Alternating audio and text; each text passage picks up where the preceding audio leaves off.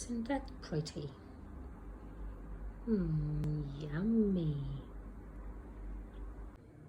Oh, and look at this pretty one with a baby.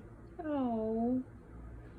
So I start by cutting 1.5 onions and just a stem from the brand new garlic or fresh garlic, from baby garlic. So this is here, and then I'm gonna cut more of garlic and I'm gonna fry it.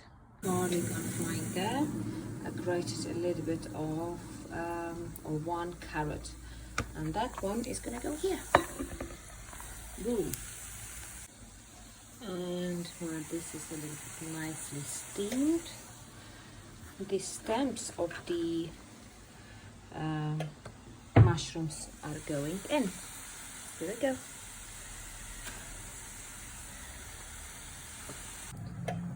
And in here we have buckwheat. Okay, buckwheat.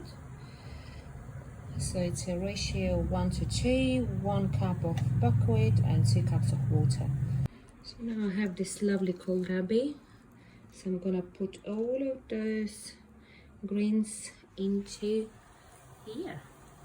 And for my baby boy, it's gonna go again the peas, all kind of seeds, chia and sunflower, and then a buckwheat. He's not gonna be eating mushrooms, it's only for me.